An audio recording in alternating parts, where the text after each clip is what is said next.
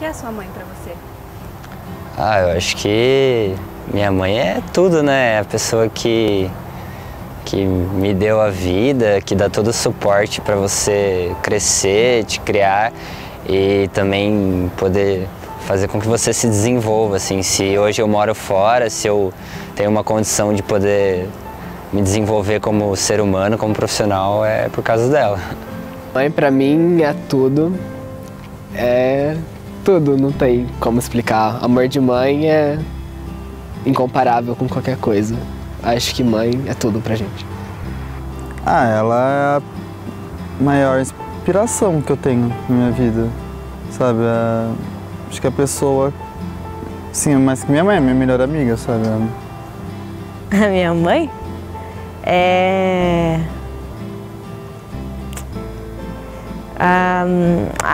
tipo um modelo que eu tenho, assim, da minha vida. É uma pessoa que eu quero ser igual e diferente ao mesmo tempo, mas que é uma pessoa que assim, eu olho e eu falo, se um dia eu for metade do que ela é, assim, tipo, na determinação, no trabalho duro, eu tô bem já. E quando eu tinha 4 anos de idade, eu tive a primeiro, digamos, susto, sabe? Eu comecei a reparar que minha mãe não ia mais trabalhar, que minha mãe ficava muito em casa e que minha mãe estava sempre dormindo pela parte da manhã. E quando eu tinha os meus 6 anos de idade, eu descobri o porquê. E aí começa um pouco a história da minha mãe comigo.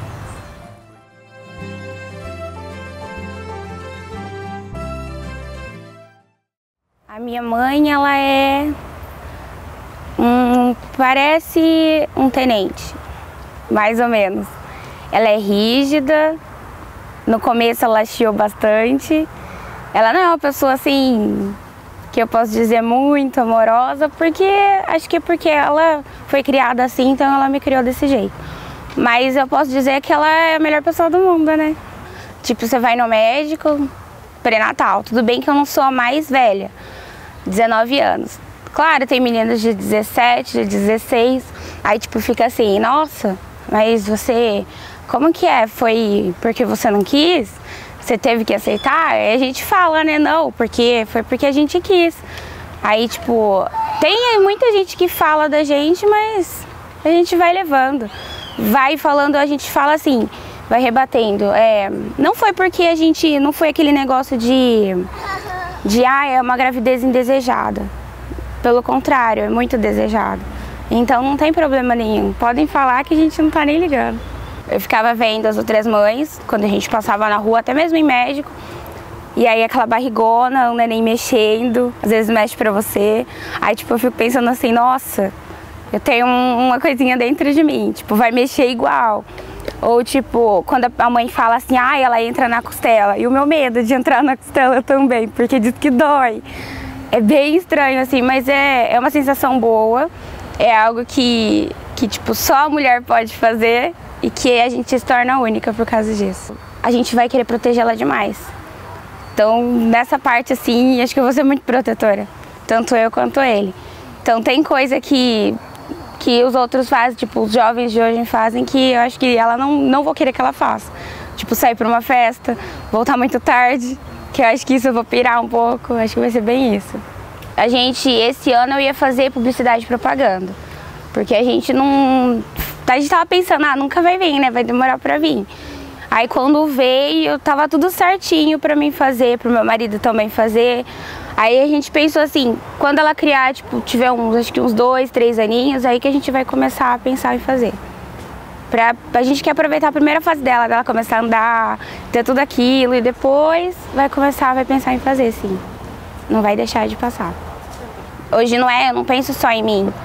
Hoje eu penso em outra pessoa, tipo, algo que não vai ser tudo pra mim, vai ser tudo pra ela. Então é simples, tipo, você vai na cidade, você vai numa loja, em vez de você comprar uma blusa pra você, você vai querer comprar pra ela. Então é uma coisa que já fica automático. A minha mãe, depois de umas coisas que eu tinha falado pra ela, criança, 6 anos de idade, tinha uma mania de querer muita atenção, então eu acabava falando certas coisas muito grossas com ela e eu falei pra ela que ela não me amava. Minha mãe pegou, jogou os medicamentos dela na minha cara e falou assim, eu tenho a porcaria de um vírus, eu tô lutando a cada dia pra viver, e você acha que eu não te amo, eu luto por você, eu luto pela sua irmã. Ela foi uma briga, coisa de assim, mãe mesmo, sabe? De falar a verdade. Foi ali que começou a minha relação com a minha mãe. O meu foco era trabalhar. Tinha uma oportunidade de fazer um estágio na revista Abril, em São Paulo. Então, minha cabeça era focada nisso. Se alguém perguntasse pra mim na época, e ser mãe? Talvez lá para meus 30 e poucos, 35 anos. Agora não. Não sei, gente. Será que ter filho nessa fase, né? Com esse mundo, como tá, essa correria, será que vale a pena? Eu me fazia esses questionamentos, né? Chegava até a dizer em conversas mais radicais, não, acho que eu não vou ter filhos. Eu era um pouco assim. Eu fiz várias quimioterapias, foram 7 quimioterapias, fiz mastectomia da mama direita. Isso no dia 20 de agosto de 2003, né? Porém, o resultado da patologia da minha mastecto deu que tinha 100% de... não foi encontrado mais nenhuma célula tumoral. Então, o quimioterapeuta na época do Amaral mudou o procedimento que seria tomado do meu caso, que eu iria fazer químio até junho de 2004. Ele me deu mais 2 quimioterapias, isso era novembro de 2003, e me deu alta, né? Na época, eu optei por não fazer radioterapia, foi uma opção minha. Aí eu chamo, cada um tem uma crença, mas para mim foi determinante, foi a fé. Porque eu lia muito sobre a doença, então eu sabia que a radioterapia era um tratamento localizado e que se eu tinha 100% da célula tumoral extinta com a mastectomia, eu não ia me agredir com a radioterapia. Tomei essa decisão e foi a mais certeira porque eu já estava grávida da Larissa e da Letícia. Eu já estava de 1 mês de gravidez, se eu tivesse começado a rádio, nenhum médico teria identificado a minha gravidez, porque a quimioterapia te deixa sem o ciclo menstrual, então é natural não menstruar. Então ninguém associa ao atraso menstrual a gravidez durante a quimio, só depois de um tempo. Tanto que eu fui confirmar a gravidez, eu já estava com quase 14 semanas. Isso já era janeiro de 2004, entendeu? Então quando eu descobri que eu estava grávida, eu estava de quase 4 meses. Então eu falo que a minha gravidez foi muito rápida, porque elas nasceram em julho. Então, um ano antes de fazer 1 ano da minha mastectomia, eu já estava com elas nos braços. Quem conhece a doença, quem conhece a questão dos tratamentos de câncer, de todo o acompanhamento pós-tratamento, são 5 anos para você ter uma pré-alta, né, com exames de 6 em 6 meses, são 10 anos para você ser determinado como curado. Então, assim, eu costumo dizer que para mim é como se fosse uma sombra, né? Então, qualquer dorzinha que você sentir, qualquer raio-x que você for tirar, você tem um alarme diferente das outras pessoas. Porque você sempre conta com aquela teoria que o médico te expõe de que você pode ter uma metástase, que pode ser ali, pode ser lá, pode ser aqui, enfim. A gravidez me tirou totalmente desse foco, porque a partir do momento que eu estava grávida, eu não podia fazer nenhum raio-x, eu não podia fazer nenhum exame de acompanhamento do CA. Então eu fiquei 9 meses longe de qualquer ambiente hospitalar, só na obstetra. E focada em enxoval, preparativo. Na época a gente resolveu construir uma casa. Então, tá grávida, então não, né, vamos aproveitar que a gente tá nessa pegada e já vamos preparar a nossa casa. Então minha vida mudou. Será que eu vou estar preparada, né, para dar um melhor conselho? Será que eu vou conseguir, de repente, alguma coisa que me alarme, que para mim me cause estranheza? Será que eu vou conseguir aceitar da melhor maneira? Enfim, eu acho que toda mãe passa por isso. Eu penso muito na adolescência. Nossa, eu quero que elas continuem minha amiga. Eu sei que tem menina, tem adolescente que fica um pouco mais arredio, mais fechado. Falo, ai meu Senhor, que eles não sejam assim, que eu consiga ser próxima, que eu consiga ser amiga dos meus filhos. Né? Eu acho que minha principal preocupação hoje é essa, que a gente consiga construir uma relação de cumplicidade. Eu acho que maternidade muda a vida de qualquer mulher. Te dá garra, te dá força, dá determinação, mas para mim deu uma nova vida. Então, eu perdi assim, meu pai e minha mãe se separaram quando eu era bem novo, né? E assim a gente foi morar na casa da minha avó. E como eu não tinha essa imagem do meu pai, essa imagem paterna, e eu me sentia meio abandonado, porque querendo ou não, um filho que gosta bastante do seu pai, menino e tal, a gente fica meio sem um chão quando não tem o pai ali por perto. Meu pai mudou para Curitiba, minha mãe ficou por ali e eu me apeguei muito à minha mãe.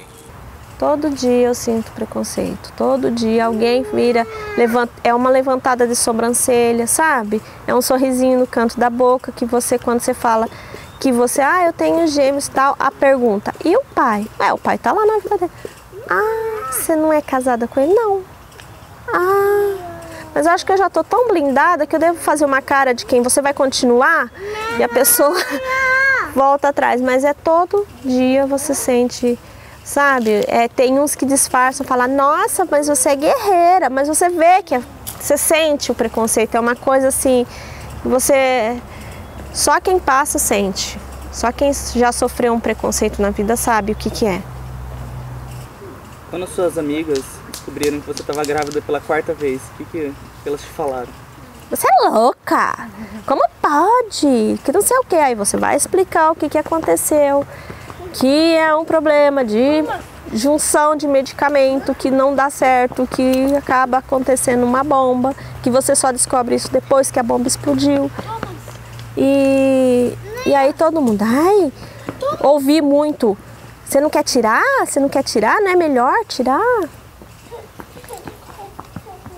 Mas aí você segue em frente, mas quem vai criar? Quem vai sustentar? O que tem que falar? Aí até que a minha irmã mesma falou isso, mas quem é que vai criar? Quem é que vai cuidar? Quem é que vai gastar dinheiro? É você? Não, então fica quieta. Pavor, pânico. Ponto. 2 meses. Medo, pavor, pânico, horror. Aí depois você se toca que você tem um nenenzinho dentro da tua barriga e você aceita. Aí é uma coisa engraçada, parece que você toma um banho assim de água que te cobre inteiro, ou então você mergulha numa piscina bem funda e se vê cheia de amor e já não consegue imaginar como é que você pode sentir o horror que você sentiu no começo da gravidez. De todas as gravidezes foi igualzinho. No primeiro momento, geralmente, você não acredita, depois dá que droga, sabe? Aí depois, não, beleza, vamos. Já não sabe como viver sem aquilo lá mais.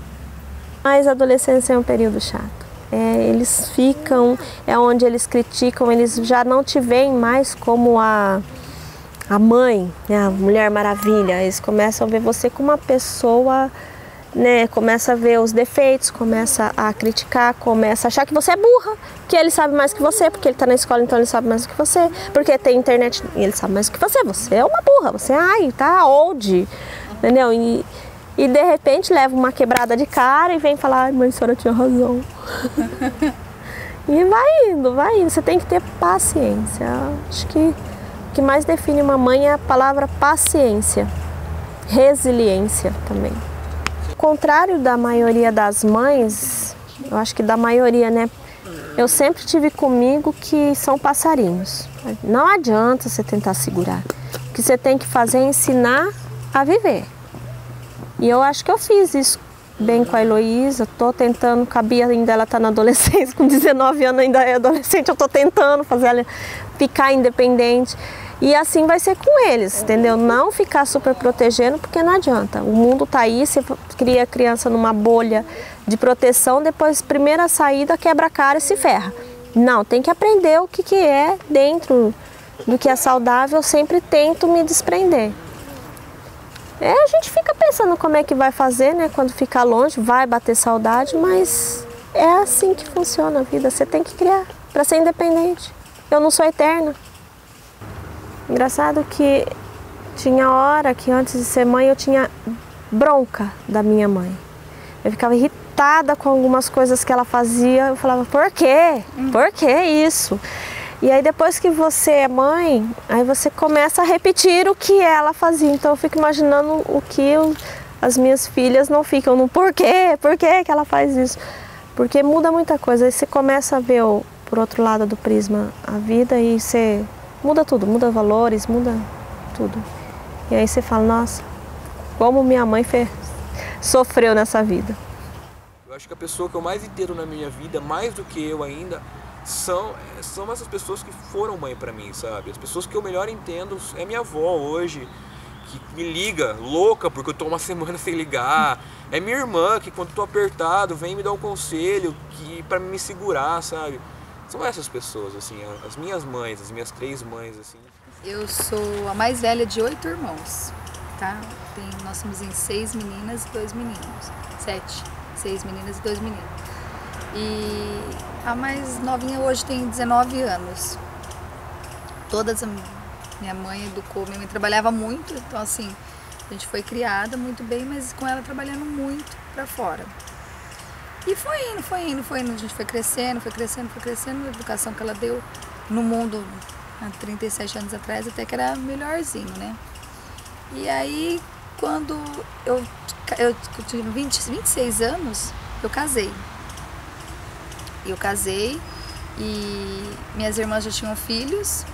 E eu sempre tive na minha cabeça que eu ia primeiro casar, ter minha casa, ter o meu emprego, ser independente de homem, sabe? Ter a minha independência para depois eu ter filho.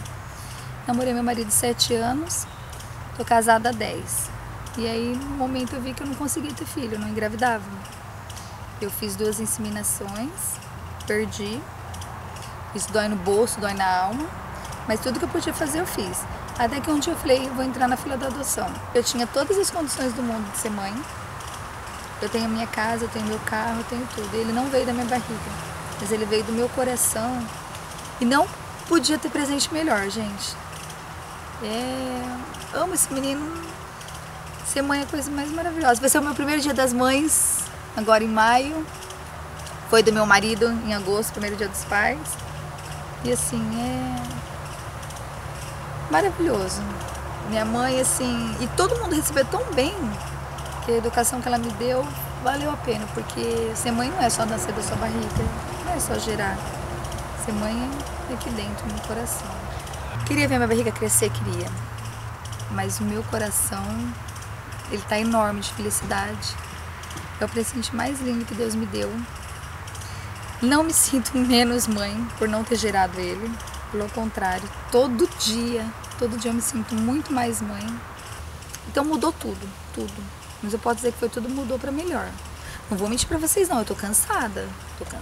Cansa. Mas eu tô muito feliz. Mudou tudo. Tem uma amiga minha que trabalha no hospital, não vou citar nome, tá? Ela é homossexual e ela adotou 2 crianças, ela e a esposa dela. São pessoas maravilhosas, gente. Se vocês vissem a felicidade dessas crianças, eu pude conhecer. Um tinha 1 ano e 3 meses, e o outro tinha 3 anos. Ter uma ideia, de 3 anos nem andava direito. E elas adotaram essas 2 crianças.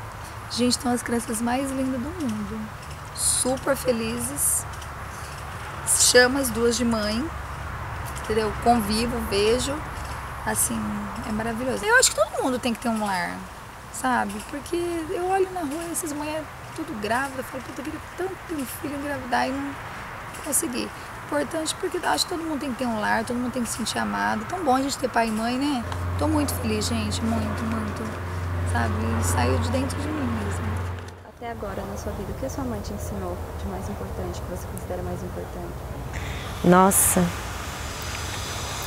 acho que é persistência. Não desistir, tentar 1, 2, 3, 10 vezes e... a persistência, com certeza. Minha mãe é muito batalhadora, assim.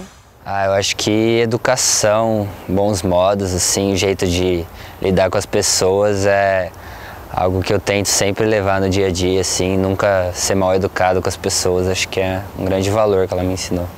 Uma coisa que eu admiro muito nela, que eu tento levar, mas eu não consigo, é que ela já enfrentou muita dificuldade, só que ela nunca perdeu o bom humor, sabe? Ela sempre que ela tá com um problema, sei lá, 10 vezes maior do que os que eu tenho, ela encara com bom humor. Eu já fico irritado, quebro tudo. Porque quando eu tinha 11 anos de idade, eu já sabia que minha mãe podia morrer. E por mais que eu não quisesse aceitar a morte dela, aceitar que ela tinha ido, minha mãe usou desse tempo de 5 anos, de 4 anos que ela teve na minha vida, de 5 anos que ela teve na minha vida, e contando pra mim essa verdade, pra dizer tudo que eu precisava escutar e que eu uso até hoje, sabe? Tem dia que eu tô lá em casa, eu tô com um problema, tô com uma...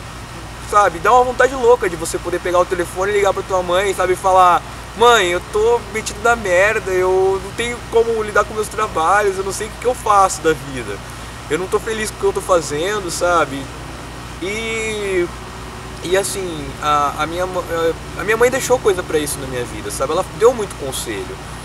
Ela falou sobre batalhar, ela falou sobre lutar, ela falou sobre sofrer, ela nunca escondeu o sofrimento dela de mim.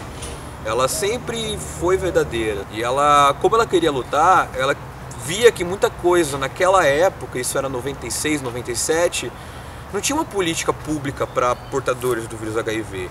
E ela queria lutar, então ela foi na justiça e ganhou uma decisão para ter um remédio, que na época era o omeprazol. O omeprazol hoje é muito barato, naquela época era muito caro, a gente pagava do nosso bolso.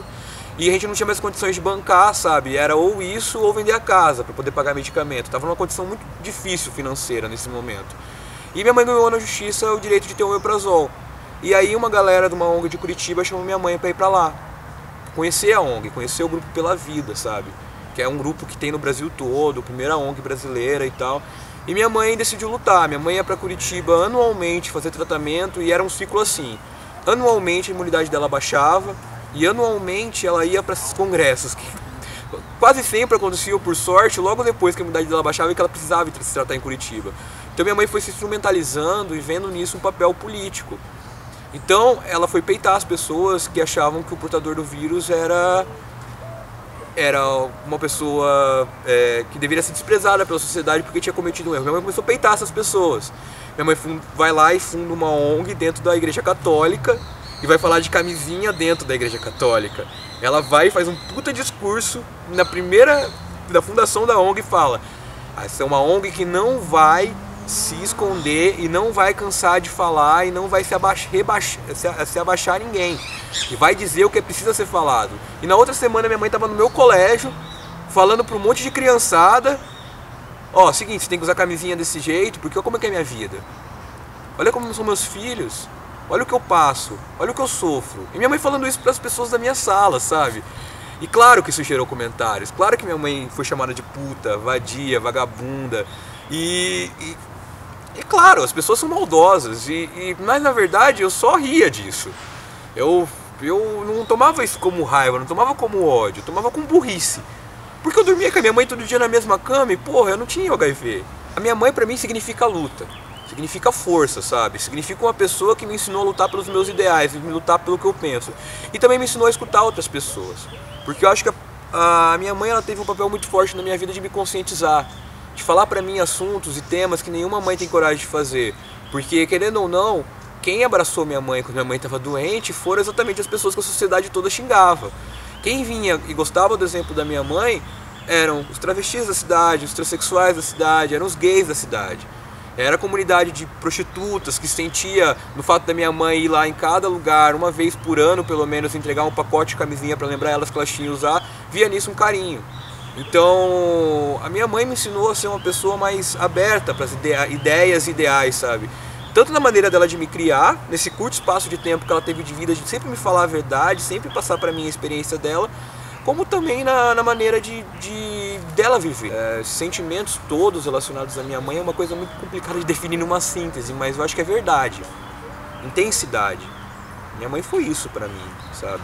Foi uma pessoa maravilhosa, uma pessoa que me deu a oportunidade de ver a vida de um outro olhar, que era poetisa, era enfermeira de quem estava doente junto com ela, era conselheira das amigas dela, que tinham vergonha muitas vezes de estar lá em casa porque o marido dela tinha preconceito com a minha mãe e minha mãe não podia saber que ela estava lá. Era a mulher que uma mulher que abortou procurava porque era com essa pessoa que ela tinha a disponibilidade de falar. Era médica de dores, sabe? Era uma pessoa aberta para ajudar quem hoje muita gente não ajuda, quem hoje muita gente não vê. Era uma pessoa forte, intensa e que sabia para a vida e para a verdade da vida, do que a gente tem que olhar mesmo para as pessoas e amar as pessoas de uma maneira incrível. Não é à toa assim que eu lembro que para ela falava que não existia epitáfio melhor do que dizer que ela significava amor. Então, inclusive, existe uma frase que envolve amor no túmulo dela por conta disso. Que ela falava essa frase, deixava a gente puto, mas ela era isso, ela era amor, sabe? Uma pessoa que amava intensamente todo mundo que ela via na frente. E eu nunca vi ela brava, eu nunca vi ela odiando ninguém, sabe? Eu nunca vi ela puta com ninguém, por mais que ela tivesse motivo. Se ela tava puta, não era por ela, era pelos outros, sabe? Era para os outros. O dela ela nunca pensava, era uma vida muito para os outros. E eu admiro muito isso nela. Oi, mãe, tudo bem? Tô bem aqui em Bauru, tá tudo certo. Tô com saudade, ai, vou chorar, gente. Amo muito você, você é muito importante na minha vida. Valeu por tudo aí, pela construção de caráter que ela me fez aí, por puxão de orelha, assim, muito que eu sou hoje, acho que eu devo pra ela na construção, assim, do ser humano que eu me tornei hoje. Tudo que eu conquistei, ela tem um grande parcela aí. Mandar um beijo pra ela. Eu sei que às vezes eu te dou muita dor de cabeça, mas eu sei que no fundo você releva tudo isso. Te amo, mãe, do fundo do meu coração. Beijão pra você. Te amo. Tô com saudade. E é nóis.